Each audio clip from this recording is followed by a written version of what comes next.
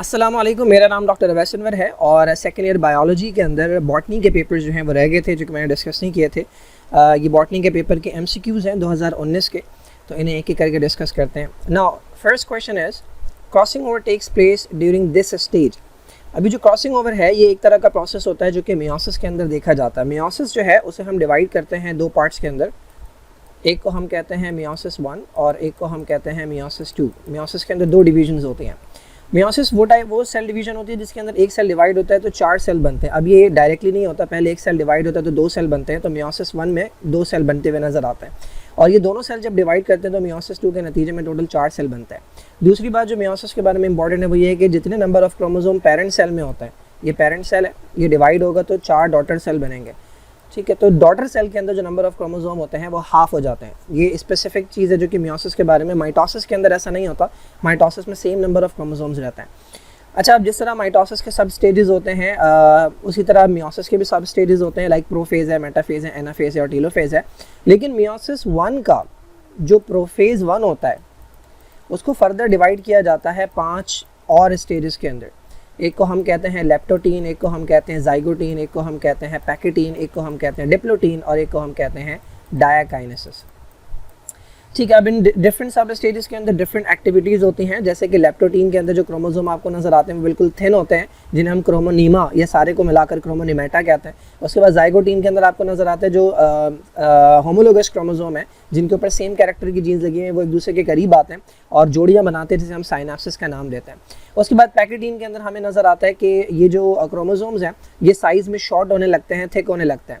अच्छा, अब पैकेटीन को अगर देखें तो यही वो स्टेज है अकॉर्डिंग टू गूगल जब आप करेंगे तो यही वो स्टेज है जिसके अंदर क्रॉसिंग ओवर होती है। लेकिन जब आप सिन बोर्ड की बुक देखते हैं तो उसके अंदर बताया गया है कि पैकेटीन के बाद वाला जो स्टेज है जिसे आप डिप्लोटीन कहते हैं उसके अंदर क्रॉसिंग ओवर होती है। ठीक है, तो according to Sindh board diplotene के अंदर क्रॉसिंग ओवर होती है, बट अकॉर्डिंग टू गूगल ये अदर सोर्सेज जब आप देखते हैं तो उसमें पैकेटीन। मैं आपको एक डायग्राम दिखाता हूँ।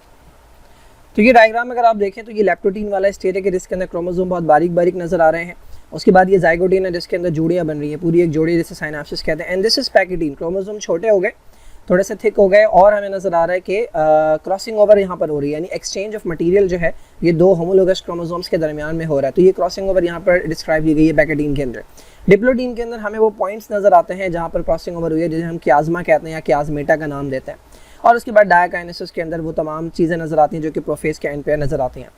तो अकॉर्डिंग टू द बुक जो है वो करेक्ट आंसर आपका डिप्लोटीन होगा। डिप्लोटीन वो स्टेज होगा जिसमें क्रॉसिंग ओवर होती है, but according to other sources pachytene होगा। बट सिंध बोर्ड वाले स्टूडेंट्स जो है फिलहाल MCQ के लिए इसी को फॉलो करेंगे ना। Only this one of the following is a topographic factor of an ecosystem. अब टोपोग्राफिक फैक्टर्स जो होते हैं ये चैप्टर नंबर 11 के अंदर मिल जाएंगे। ये एबायोटिक कंपोनेंट्स के अंदर आते हैं। एक होते हैं हमारे पास इकोसिस्टम में बायोटिक कंपोनेंट्स जो कि वहाँ की लिविंग थिंग्स होते हैं, और दूसरे होते हैं एबायोटिक कंपोनेंट्स जो कि नॉन लिविंग थिंग्स होते हैं। अब लिविंग थिंग्स के अंदर आपके आ जाते हैं प्रोड्यूसर्स, जिसमें प्लांट्स वगैरह आते हैं जो कि फूड प्रोड्यूस करते हैं, और उसके बाद आते हैं कंज्यूमर्स जो कि उनमें उनको खाते हैं। Primary consumer, secondary consumer, tertiary और फिर डीकम्पोजर आता है। एबायोटिक कंपोनेंट्स में वहाँ की हवा आ जाती है, वहाँ का पानी आ जाता है, वहाँ की लाइट आ जाती है, ठीक है, वहाँ की सरफेस आ जाती है, ठीक है, पहाड़ हैं कैसे हैं, ये तमाम चीज़ें जो है ये एबायोटिक कंपोनेंट्स के अंदर आती हैं। उसे हम डिवाइड करते हैं 3 तरह के फैक्टर्स के अंदर। एक होते हैं क्लाइमेटिक फैक्टर, और एक होते हैं टोपोग्राफिक फैक्टर्स, और एक एडाफिक फैक्टर्स होते हैं। ये चैप्टर 11 में मैं एक्सप्लेन करूँगा।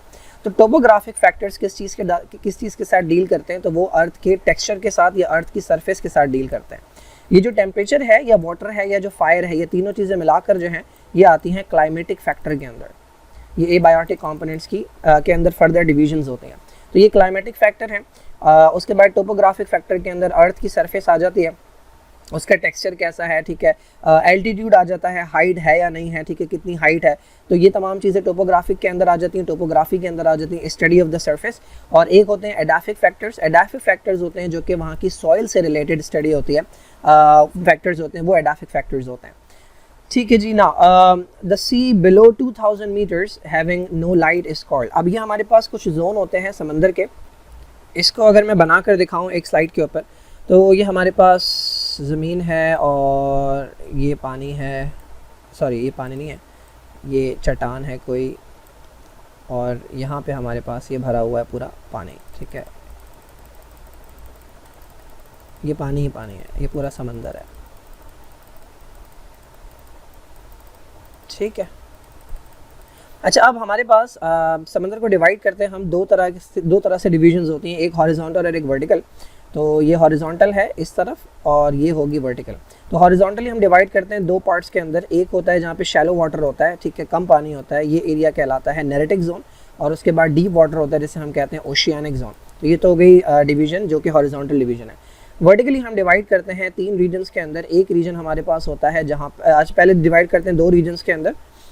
इनमें से एक रीजन ये ऊपर वाला रीजन है, ठीक है, जिसे हम कहते हैं यूफोटिक, और उसके बाद का जो जोन है वो कहलाता है एफोटिक। यूफोटिक वो है जहाँ पर लाइट जाती है, ठीक है, तो यहाँ पर प्रोड्यूसर्स पाए जाते हैं, क्योंकि लाइट जाएगी तो वो फोटोसिंथेसिस करेंगे, तो यहाँ पर खाना बनाने वाले मौजूद होते हैं। और उसके बाद नीचे लाइट नहीं होती तो वो एफोटिक जोन कहलाता है। अब एफोटिक के अंदर भी सरफेस से लेकर जो 2000 मीटर है, फॉर एग्जांपल यहाँ पे 2000 मीटर हो गया, आप अगर नीचे जा रहे हैं तो यहाँ तक का जो जोन है, ये जो जोन है पूरा ये कहलाता है बेथियल जोन। और इसके बाद वाला जो जोन है 2000 मीटर के नीचे वाला, ये कहलाता है एबिसल जोन, ठीक है। तो ये वर्टिकल डिवीजन होती है। यूफोटिक 200 मीटर तक तकरीबन, यूफोटिक 2000 मीटर तक का जो होता है वो कहलाता है बेथियल जोन, ठीक है। और उसके बाद जो नीचे है 2000 मीटर के नीचे वो कहलाता है एबिसल जोन।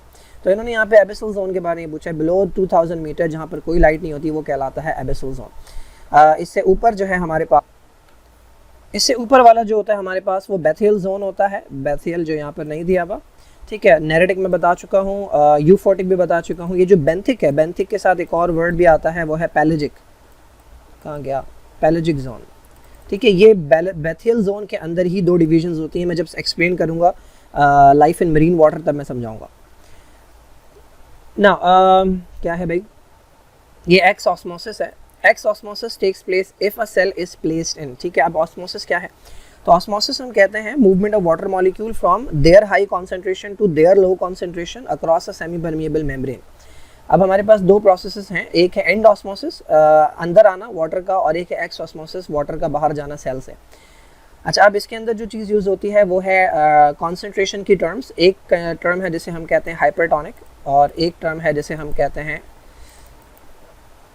ये हाइपर है तो लिखने में इतना मुश्किल हो रही है, और दूसरा है हाइपोटोनिक, ठीक है। हाइपरटोनिक के अंदर जो है वो सॉल्यूट ज़्यादा होगा और वाटर कम होगा, जबकि हाइपरटोनिक के अंदर सॉल्यूट कम होगा और वाटर ज़्यादा होगा, ठीक है। अब मैंने आपको बताया कि according to the definition of osmosis water move करता है जहाँ पानी ज़्यादा हो। मैंने कहा water moves from its higher concentration, यानी जहाँ वाटर के मॉलिक्यूल ज़्यादा होंगे वहाँ से मूव करेगा। तो वाटर हमेशा हाइपो से हाइपर जाता है, ठीक है। जब भी इन दोनों को मैं कनेक्ट करूँगा, इनके दरमियान एक मेम्ब्रेन लगाऊंगा जिसमें से पानी गुजर सकता है, तो वाटर हमेशा मूव करेगा हाइपोटोनिक से हाइपरटोनिक की तरफ, क्योंकि यहाँ पे वाटर ज़्यादा है, ठीक है। अब एक सेल को, ये हमारे पास सेल है, ठीक है। क्या मसला हो रहा है लिखने में? अभी हमारे पास एक सेल है, ठीक है। इसको मैं प्लेस कर दूँ एक कंटेनर के अंदर, ठीक है। तो पहले हम अज्यूम कर लेते हैं कि जो कंटेनर का एनवायरनमेंट है वो है हाइपर, ठीक है। जब भी ये दोनों टर्म इस्तेमाल की जाती हैं तो कंपैरिजन में इस्तेमाल की जाते हैं। अगर बाहर का एनवायरनमेंट हाइपर है तो यकीनन मैं उसे कंपेयर कर रहा हूँ सेल के अंदर के एनवायरनमेंट से। तो सेल के अंदर का एनवायरनमेंट क्या हो गया? सेल के अंदर का एनवायरनमेंट हो गया हाइपो, ठीक है। वाटर कहाँ से कहाँ जाता है? वाटर हमेशा हाइपो से हाइपर जाता है, तो वाटर मूव करेगा सेल के बाहर। इसी प्रोसेस को हम नाम देते हैं एक्स ऑस्मोसिस का। इसमें क्या हो रहा है? वाटर सेल से बाहर जा रहा है, तो ये एक्स ऑस्मोसिस हो रहा है, ठीक है। तो इस सवाल का जवाब यही है कि जब आप सेल को प्लेस करेंगे किसमें? हाइपरटोनिक इन्वायरमेंट के अंदर, हाइपरटोनिक सोल्यूशन के अंदर, तो सेल में से पानी बाहर चला जाएगा, and this is known as exosmosis. अगर आप रिवर्स करें, बाहर का एनवायरनमेंट कर दें हाइपो, तो सेल के अंदर का एनवायरनमेंट हाइपर हो जाएगा। इस कंडीशन में होगा एंड ऑस्मोसिस, पानी सेल के अंदर जाएगा। तो मैंने पूछा एक्स ऑस्मोसिस कब होता है? जब सेल को आप रखते हैं कौन से सोल्यूशन के अंदर? तो आंसर है हाइपरटोनिक सोल्यूशन। जब आप हाइपोटोनिक सोल्यूशन के अंदर रखेंगे तो एंड ऑस्मोसिस होगा। जब आप आइसोटोनिक सोल्यूशन में रखेंगे, यानी दोनों तरफ कॉन्सेंट्रेशन बराबर है, तो ऑस्मोसिस जो है वो होगा, लेकिन आपको मूवमेंट कहीं नज़र नहीं आएगी, कहीं पर भी आपको वो होता हुआ नज़र नहीं आएगा। बराबर से जितने मॉलिक्यूल अंदर जा रहे होंगे उतने मॉलिक्यूल बाहर जा रहे होंगे, तो कोई चेंज आपको नज़र नहीं आएगा। Now plants infected with disease they produce these chemical substances। तो प्लांट्स जो है, जब जिस तरह एनिमल्स के अंदर डिजीज़ होती है, वायरस है या बैक्टीरिया है, वो इन्फेक्ट करते हैं एनिमल्स को, बिल्कुल उसी तरह से प्लांट्स को भी इन्फेक्ट करते हैं, प्लांट्स के ऊपर भी अटैक करते हैं। और प्लांट्स जो है वो कुछ केमिकल्स प्रोड्यूस करते हैं अपनी पूरी बॉडी को बताने के लिए, इनसे लड़ने के लिए, तो उनको हम नाम देते हैं फाइटोएलेक्सिन्स का। फाइटोलैक्सिन्स वो केमिकल हैं जो कि इन्फेक्शन के नतीजे में प्लांट्स प्रोड्यूस करते हैं। फोटो रिसेप्टर किसे कहते हैं? फोटो का मतलब लाइट होता है, रिसेप्टर का मतलब रिसीव करने वाला। फोटो रिसेप्टर वो सेल्स होते हैं कि जिनका काम होता है लाइट को डिटेक्ट करना। तो हमारे पास तो आंखों में लगे हुए होते हैं, प्लांट्स के पास भी एक तरह के फोटो रिसेप्टर्स होते हैं जो कि प्लांट को बताते हैं कि इस वक्त लाइट मौजूद है या नहीं, क्योंकि आपने देखा है कि कुछ वो एक्टिविटीज़ ऐसी होती हैं प्लांट की जो कि दिन के वक्त होती है, रात के वक्त नहीं होती, तो ये लाइट से भी कंट्रोल होती हैं। तो ये फोटो रिसेप्टर्स होते हैं जिन्हें आप फाइटोक्रोम्स का नाम देते हैं। कीमो रिसेप्टर्स वो हैं जो कि केमिकल्स को डिटेक्ट करने वाले रिसेप्टर्स हैं। आपने पॉलन ट्यूब का सुना होगा कि पॉलन ट्यूब जो है वो मूव करती है जब एंथर आके गिरता है, सॉरी एंथर कह रहा हूँ, ये हमारे पास पॉलन ग्रेन है, ये जब आके स्टिग्मा पर बैठता है तो यहाँ से पॉलन ट्यूब बनती है, तो ये केमिकल के नतीजे में बनती है। सिमिलरली ब्रायोफाइट्स के अंदर देखा था हमने, या ट्रैकियोफाइट्स के जो अर्ली प्लांट्स हैं उनमें हमने देखा कि स्पर्म जो है वो मूव करके जाता है एंथिलीडियम से आर्किगोनियम तक, तो वहाँ पर भी केमिकल होता है जिसको ट्रेस करता हुआ वो जा रहा होता है। तो कीमो रिसेप्टर्स लगे हुए होते हैं। हीट शॉक प्रोटीन्स वो होती हैं जो कि प्लांट्स प्रोड्यूस करते हैं, सेल प्रोड्यूस करता है जब टेम्परेचर 40 डिग्री से अबव जाता है, तो सेल की बाकी प्रोटीन्स को बचाने के लिए सैक्रिफाइस करने वाली प्रोटीन्स होती हैं ना। इंडोल एसिटिक एसिड क्या है भाई? इंडोल एसिटिक एसिड जो है ये एक टाइप का हार्मोन है जो कि ऑक्सिन कहलाता है, ऑक्सिन की वैरायटी है और ये मेन हार्मोन है। मेन टाइप का जो ऑक्सिन है वही इंडोल एसिटिक एसिड है। आप ये पढ़ते हैं कि ऑक्सिन जो है वो हार्मोन होता है, ऑक्सिन बेसिकली हार्मोन होते हैं। ऑक्सिन एक ग्रुप है हार्मोन का जो कि ग्रोथ करवाते हैं। तो ऑक्सिन के अंदर जो प्रिंसिपल हार्मोन है, जो मेन हार्मोन है वो इंडोल एसिटिक एसिड है। ये नेचुरली अकरिंग है, यानी प्लांट्स के अंदर पाया जाता है। कुछ ऐसे हैं जो आर्टिफिशियली भी बनाए गए हैं, बट ये जो है मेन प्रिंसिपल हार्मोन है। हार्मोन्स के रोल जो है मैंने डिटेल में समझाए हैं, अभी जो है मैं रिवाइज नहीं करवा रहा। मैं थोड़ा अगर मैं बता दूं तो ऑक्सिन और गिब्रेलिन दोनों सेल डिवीजन, सेल एनलार्जमेंट करवाते हैं। एब्सिसिक एसिड जो है इंपॉर्टेंट है हार्मफुल अनफेवरेबल एनवायरनमेंट के अंदर, यानी ये नेगेटिव इफेक्ट लेकर आता है ग्रोथ के ऊपर। ये ग्रोथ रिटार्डिंग हार्मोन भी है, ग्रोथ इनहिबिटिंग हार्मोन भी है, स्टोमेटा को बंद रखता है, सीड की डोर्मेंसी को प्रोलॉन्ग करता है। साइटोकाइनिन जो है ये एंटी एजिंग समझ लें, ये सेनेसेंस को डिले करता है। नाउ कैटकिन इन्फ्लोरेसेंस जो है ये किसके अंदर ऑब्जर्व की जाती है? तो सबसे पहले तो ये देखें कि कैटकिन के अंदर होता क्या है। कैटकिन के अंदर फ्लावर जो हमें नज़र आता है, इन्फ्लोरेसेंस पहले आपको बताया कि इन्फ्लोरेसेंस कहते हैं अरेंजमेंट ऑफ द फ्लावर्स को, जो कि मेन एक्सिस के ऊपर होती है। किसी भी प्लांट के ऊपर जो मल्टीपल फ्लावर्स लगे होते हैं उनकी अरेंजमेंट को हम इन्फ्लोरेसेंस का नाम देते हैं। तो कैटकिन जो है एक टाइप की रेसिमॉस इन्फ्लोरेसेंस है।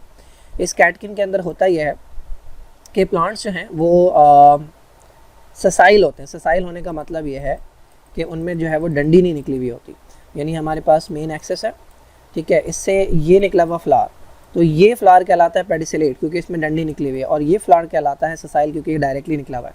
तो इसमें ससाइल फ्लावर्स होते हैं। लेकिन ससाइल फ्लावर जो हैं ये हमारे पास एक और कैटेगरी के अंदर भी होते हैं जिसको हम कहते हैं स्पाइक, ठीक है, स्पाइक के अंदर भी फ्लावर ससाइल होते हैं। बट फ़र्क ये होता है कि इसके अंदर जो फ्लावर्स हैं वो ससाइल होने के साथ साथ यूनिसेक्सुअल होते हैं, यानी जब आप इसके अंदर मेल और फीमेल रिप्रोडक्टिव पार्ट्स ढूंढेंगे तो आपको कोई एक मिलेगा, दोनों नहीं मिलेंगे। और इसमें जो स्पाइक के अंदर जो फ्लावर्स होते हैं वो ससाइल होने के साथ साथ बाइसेक्सुअल होते हैं, यानी इसके अंदर आपको एंड्रोशियम और गाइनोशियम दोनों नज़र आएंगे, ठीक है। तो ये एग्जाम्पल किसकी है? तो ये पाया जाता है मलबेरी के अंदर, ठीक है। जीनिया जो है हमारे पास, इसके अंदर वही इन्फ्लोरेसेंस होती है जो कि आपके सनफ्लावर के अंदर पाई जाती है, जिसे कैपिटलम कहते हैं या पेडंकल फ्लैटन का नाम देते हैं, जिसमें एक बड़े से उसके ऊपर एक फ्लैट से पेडंकल के ऊपर मल्टीपल छोटे फ्लावर जो हैं वो लगे हुए होते हैं जिन्हें फ्लोरेट्स का नाम देते हैं, ठीक है। ग्रासेस जो हैं इनके अंदर ये फैमिली पोएसी वाले अरेंजमेंट के अंदर मिलती है जिसे स्पाइकलेट का नाम देते हैं। और रोज़ जो है इसके अंदर रेसिमॉस या फिर साइमॉस दोनों तरह की हमें वैरायटी मिल जाती है। कभी कभी सोलिटरी भी होता है जिसमें सिर्फ अकेला फ्लावर जो है वो लगा होता है, मल्टीपल फ्लावर्स नहीं होते हैं ना। मैसेंजर आरएनए ट्रिपलेट जो है उन्हें क्या नाम देते हैं हम? तो ये हमारे पास डीएनए है। डीएनए के अंदर 2 स्ट्रैंड्स होते हैं जिसके अंदर न्यूक्लियोटाइड्स लगे हुए होते हैं, ठीक है। ये डीएनए के न्यूक्लियोटाइड्स हैं, ठीक है। जब भी प्रोटीन बननी होती है तो इस डीएनए से इंफॉर्मेशन कॉपी होती है। इनमें से कोई एक धागा होता है जिसमें से इंफॉर्मेशन कॉपी होती है। तो फॉर एग्जांपल इस धागे से इंफॉर्मेशन कॉपी, अब ये कॉपीड इंफॉर्मेशन है, ठीक है। कैसे कॉपी होती है? अगर यहाँ पे एडिनिन है, थायमीन है, गुआनिन है, साइटोसिन है, तो इसमें आरएनए के अंदर एडिनिन के सामने यूरेसिल आएगा क्योंकि इसमें थायमीन नहीं होता। थायमीन के सामने एडिनिन आएगा, गुआनिन के सामने साइटोसिन आएगा और साइटोसिन के सामने गुआनिन आएगा। इस तरह से बनता है आरएनए। इस आरएनए को हम नाम देते हैं मैसेंजर आरएनए, ठीक है। ये आरएनए जाता है राइबोसोम के पास और राइबोसोम में से पढ़ कर क्या करते हैं, अमाइनो एसिड्स को बुलाते हैं और अमाइनो एसिड को मिलाकर प्रोटीन बना देता है। अब ये राइबोसोम जो है ना, ये 3-3 न्यूक्लियोटाइड्स को एक साथ पढ़ते हैं, ये 3-3 न्यूक्लियोटाइड्स को मिलाकर पढ़ते हैं। तो ये 3 न्यूक्लियोटाइड जो हैं जिन्हें मिलाकर राइबोसोम पढ़ता है और जिन्हें देखकर राइबोसोम जो है वो उसे बुलाता है, अमाइनो एसिड को बुलाता है, इसे हम नाम देते हैं कोड का, या इसे हम नाम देते हैं कोडॉन का। ठीक है, तो ये कोडॉन है। तो ये मैसेंजर आरएनए के ऊपर जो 3-3 न्यूक्लियोटाइड होते हैं उन्हें हम कोडॉन का नाम देते हैं। एक और चीज़ कि ये हमारे पास ट्रांसफ़र आरएनए वो होता है कि जिसके ऊपर जो है वो अमाइनो एसिड लगा हुआ होता है। तो ये ट्रांसफ़र आरएनए के नीचे भी 3 न्यूक्लियोटाइड्स होते हैं। अब ये वाले 3 न्यूक्लियोटाइड्स और ये वाले 3 न्यूक्लियोटाइड्स एक दूसरे के साथ मैच करते हैं। ठीक है, एक दूसरे के कॉम्प्लीमेंट्री होते हैं। फॉर एग्जांपल यहाँ पर अगर है यूरेसिल, एडेनिन और साइटोसिन, तो यहाँ पर अगर ये वाला अमाइनो एसिड आकर बैठ रहा है यहाँ पे, तो यहाँ पर लाजमी होगा यूरेसिल के सामने एडेनिन, एडेनिन के सामने यूरेसिल और साइटोसिन के सामने गुआनिन। ठीक है, ये आकर यहाँ पर बैठेगा। तो इसके ऊपर ये जो 3 न्यूक्लियोटाइड का कोड लगा हुआ है, ये ट्रांसफ़र आरएनए है, ये कहलाता है एंटीकोडॉन। माउस जो है ना ये बहुत ख़राब हो गया, वाइब्रेट कर रहा है। ठीक है, ये कहलाता है एंटीकोडॉन। तो कोडॉन वो है जो 3 न्यूक्लियोटाइड जो है मैसेंजर आरएनए के ऊपर लगे हुए हैं, और एंटीकोडॉन जो है, इसका आंसर तो कोडॉन है, और एंटीकोडॉन वो है जो कि लगा हुआ है ट्रांसफ़र आरएनए के ऊपर जो 3 न्यूक्लियोटाइड्स हैं, वो एंटीकोडॉन है। Okay, scientific study of soil. अब ये सॉइल की स्टडी को हम क्या कहते हैं भाई, तो ये पेडोलॉजी कहलाती है। ठीक है, ये भी उसी के अंदर मिल जाएगा जब मैंने अभी बताया था कि एबायोटिक कंपोनेंट्स होते हैं हमारे पास। तो एबायोटिक कंपोनेंट्स के अंदर जो हम एक फैक्टर था जिसे हमने नाम दिया था एडाफिक फैक्टर। तो एडाफिक फैक्टर सॉइल से रिलेटेड होते हैं। ठीक है, तो इनकी स्टडी जो है वो कहलाती है पेडोलॉजी। ज्योग्राफी जो है ये साइंटिफिक स्टडी होती है आपकी अर्थ के डिफरेंट एरियाज़ की। इसमें किसी भी एरिया के अंदर वहाँ की ज़मीन आ जाती है, वहाँ की फिनोमेना आ जाते हैं, वहाँ के डिफरेंट फीचर्स हैं वो आ जाते हैं। टोपोग्राफी में पहले भी बता चुका हूँ कि ये अर्थ की टेक्सचर की, अर्थ की सरफेस की स्टडी होती है। हिल्स हैं, माउंटेन्स हैं, कहीं पे ऊंच है कहीं पे नीच है, तो ये टोपोग्राफी के अंदर आता है। और जियोलॉजी जो है ये सॉलिड अर्थ से रिलेटेड होती है। अर्थ का जो रॉक है उसके अंदर उसका जो एवोल्यूशन है पास्ट में कैसा था, आगे जाकर कैसा, और उसके अंदर क्या चेंजेस आ रहे हैं, तो ये जियोलॉजी होती है। ना plants of intertidal zone of sea produce a jelly like substance, ये कहलाता है एगर। ये इंटरडाइडल जोन क्या है, तो मैंने बताया था कि समंदर को हमने डिवाइड किया था, पहले हॉरिजॉन्टली डिवाइड किया था 2 तरह के जोन्स के अंदर। एक था जो जिसमें शैलो वाटर था, ये नेरेटिक जोन था, और एक है जिसमें डीप वाटर है, ये ओशियानिक जोन है। अभी जो नेरेटिक जोन है ना, इसको हम डिवाइड करते हैं फर्दर 3 पार्ट्स के अंदर। एक को हम कहते हैं लो टाइड, ठीक है, जहाँ पे कम जो है वो लेवल होता है पानी का। एक होता है इंटर टाइडल, जहाँ पे दरमियाना पानी, और एक होता है हाई टाइडल, जहाँ पे ज़्यादा पानी होता है। तो ये इंटर टाइडल जोन जो है, ये दरमियाना जोन, ये जो है ना वो रहता है, क्या कहते हैं, प्रोड्यूसर्स के लिए जो है ना ये बहुत ज़्यादा बेटर होता है, क्योंकि हाई टाइडल के अंदर बहुत ज़्यादा पानी है, लो टाइड के अंदर पानी चला जाता है तो खुश्क हो जाते हैं, ड्राई हो जाते हैं प्लांट्स वगैरह। तो इंटर टाइडल जोन वो है जहाँ पर प्रोड्यूसर्स बहुत ज़्यादा पाए जाते हैं। तो बचने के लिए जो है, जब पानी कम होता है तो पानी की कमी से बचने के लिए, ड्राई होने से बचने के लिए एक जेली लाइक सब्सटेंस प्रोड्यूस करते हैं, जिन्हें हम एगर का नाम देते हैं, जो कि वाटर को होल्ड कर लेता है, वाटर को एब्जॉर्ब करके रखता है। तो जब ये लो टाइड होती है तो ये उसके अंदर इस्तेमाल करते हैं ना। Multiple effect of a single gene, उसे हम क्या कहते हैं, तो मल्टीपल इफेक्ट जो है किसी भी एक सिंगल जीन के मल्टीपल इफेक्ट जो आते हैं उसे हम प्लियोट्रॉपी का नाम देते हैं। इसमें होता यह है कि एक जीन जो है ना, नॉर्मली 1 जीन 1 एंजाइम कहते थे कि भाई एक जीन जो है, डीएनए का एक टुकड़ा जो है, उसका काम होता है कोई एंजाइम बनाना जो हमारी बॉडी का एक फंक्शन परफॉर्म करते हैं। बट कई बार ऐसा होता है कि एक रिएक्शन के नतीजे में जो प्रोडक्ट बन रहा होता है, फॉर एग्जांपल ये ए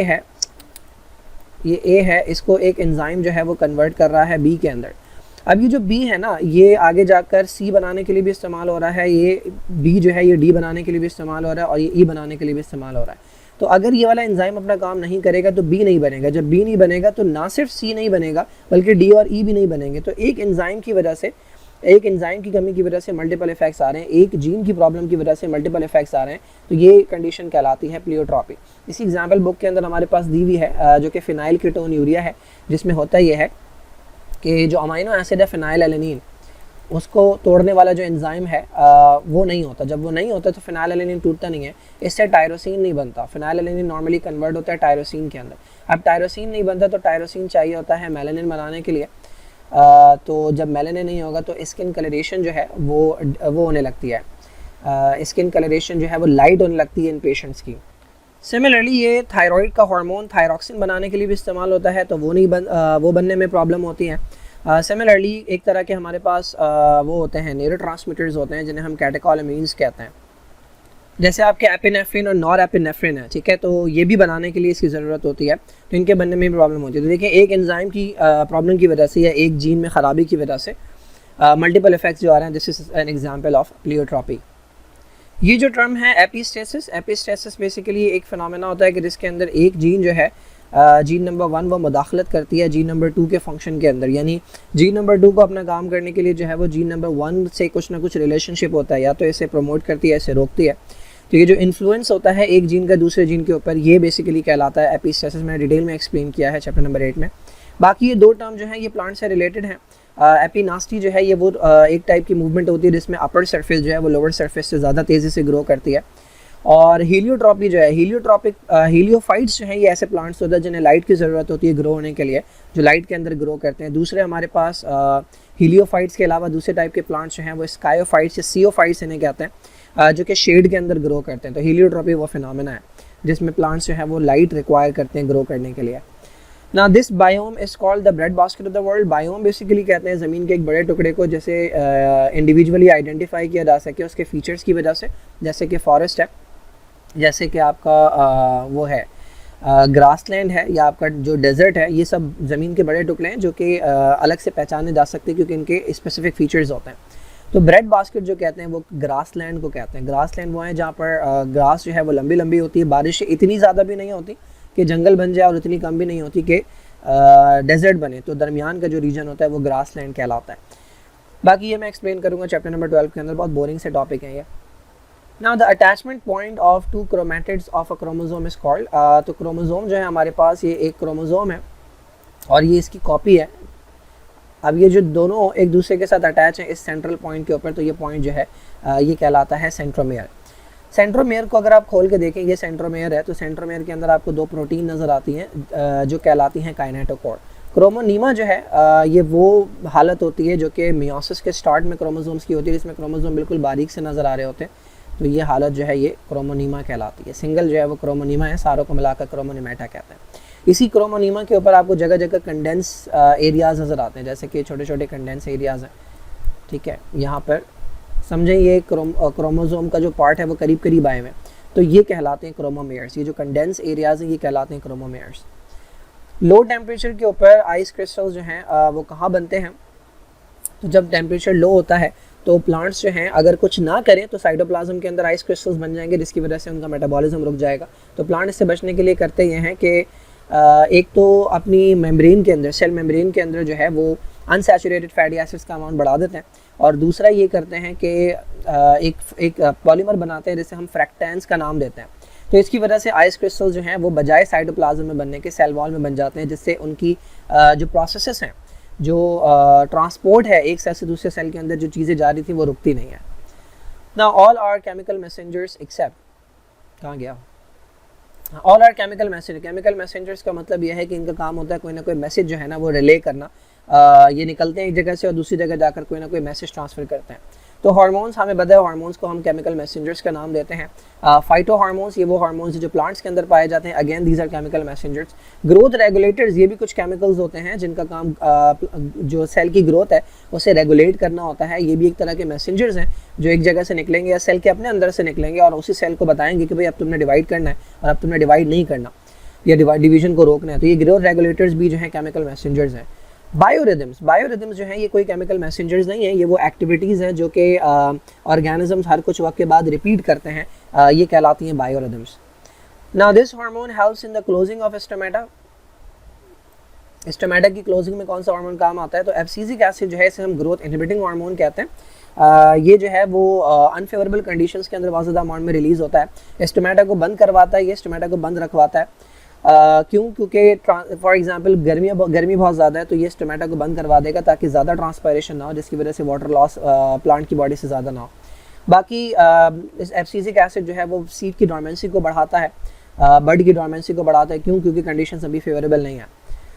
साइटोकाइन मैं बता चुका हूँ, जो सेनेसेंस है उसे डिले करता है, एज को डिले करता है, प्लांट को बूढ़ा होने से बचाता है। इथीन जो है ये फ्रूट राइपनिंग के अंदर बहुत इंपॉर्टेंट है, gibberellin cell division, cell enlargement करवाता है, पॉलन ट्यूब जो है वो ग्रो करवाता है। इसके अलावा ये जब आप सीड को ज़मीन में लगाते हैं तो उसके अंदर जो स्टोर्ड फूड है उसे यूटिलाइज़ करने के काबिल बनाना, उसे तोड़कर शॉर्ट फॉर्म के अंदर लेकर आना ताकि सीड उसे यूटिलाइज़ कर सके, ये भी इसकी जिम्मेदारी होती है। So this is it. This is from the 2019 botany paper, second year.